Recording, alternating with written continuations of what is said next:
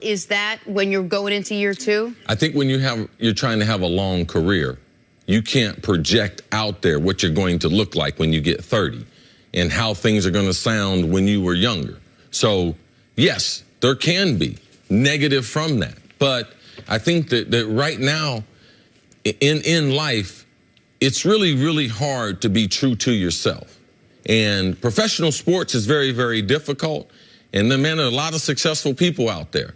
But most of the time, people don't make suggestions about other people's lives that are successful.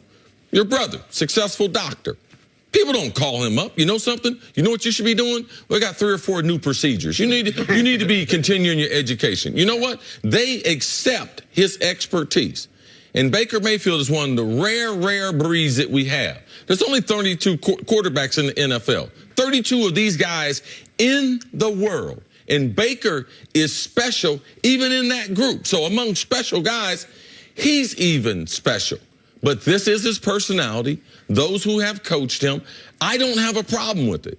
I don't have a problem, just like the quarterback shouldn't look a certain way. He doesn't have to talk a certain way. He doesn't have to be a certain height for me. Now we're seeing with Arizona, with their chance that they're taking.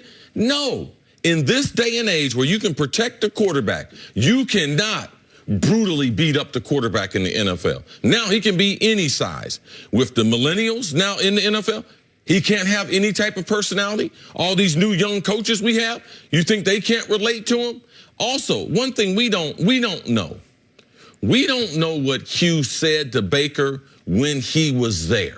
We don't know actually how he was coached because I know Baker thought he should have been the starter from the beginning. So when he didn't put him in there, he put Tyrod in there. Did he hold Baker back? And immediately once Baker begins to start, the guy who wouldn't start me, he happens to be on the opposition. Oh, I'm getting ready to knife him. I can understand the personality. That's how you can play a long time in this league. I know Hugh has coached a long time, a little bit as a head coach, and none of that was successful except for drafting Baker, which wasn't his call.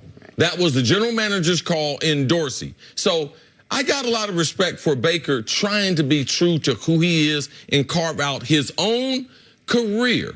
Because in sports, it's the only career where you're an expert, but people are always telling you what you should be doing. And I think we do this isn't just in sports, but I'll use the sports example.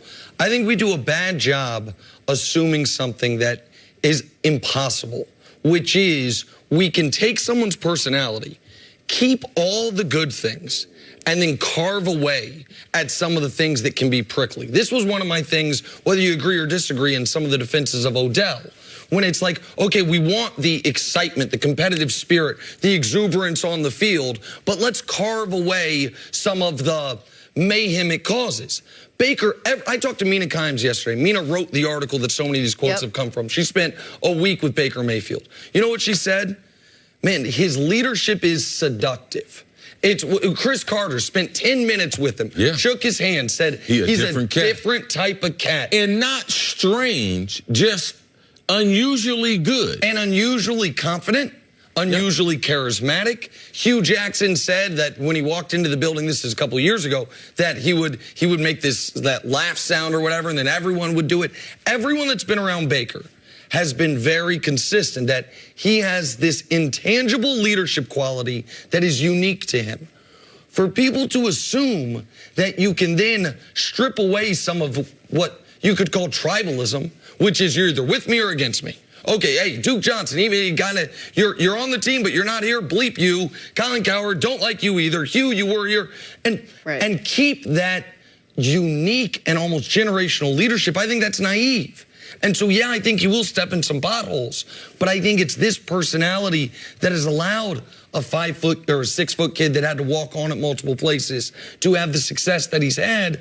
So you got to take the good with some of the potential bad with this type of person, I believe. I think you make such a good point. I think if Odell was in a winning culture and a winning team, we wouldn't have seen some of the negative things as much or focused so much on it. But what happens if things go sour? And I happen to like the confidence that Baker has. I love the confidence Odell had.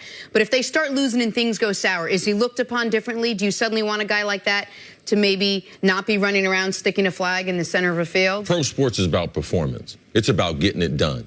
That's why they keep a scoreboard, because they want to know at the end who won and who lost. In the NFL, how we measure quarterbacks is based on winning football games. His career will be based on that. Not did he take a shot at someone who was on TV saying something about it. I just do believe this. In this day and age, we got a lot of people that say whatever they want to about athletes. I don't have no problem with the athletes, that being Kyrie, Kevin Durant, Baker Mayfield. If they want to defend what they're doing, I think that they should. I think that there's too many guys that have sat around and taken abuse and everything, internalized all that. If you feel a certain way, if you want to call somebody's TV show, radio show, I believe that you should be able to do that. If people got enough guts to be able to open up their mouth to say something, then people should have enough guts to be able to defend it, and that's what they're doing. And I just think this applies across past sports. Like this show, someone said to you, Jenna,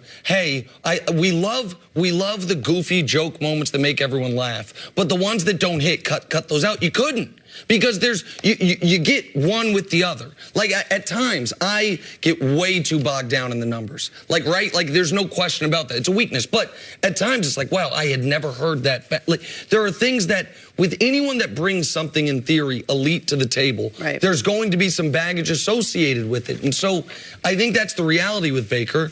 And I think that people need to just take that for what it is. And this jerk here says, oh, his numbers is elite level. And Jenna, your joke telling's elite level. Right. Hey, Chris is, I didn't want to bring up things Chris don't do well, so I just leave it alone. He already knows. You think some of my jokes are goofy?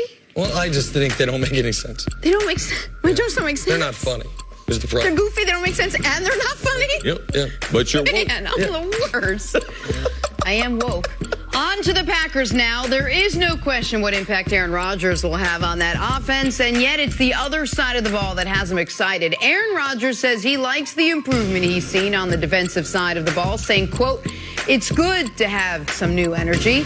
CC, can a new look defense propel Rodgers and the Packers back to Super Bowl contention? I believe not only the new look defensively, they just have not been good defensively for a long time. A lot of times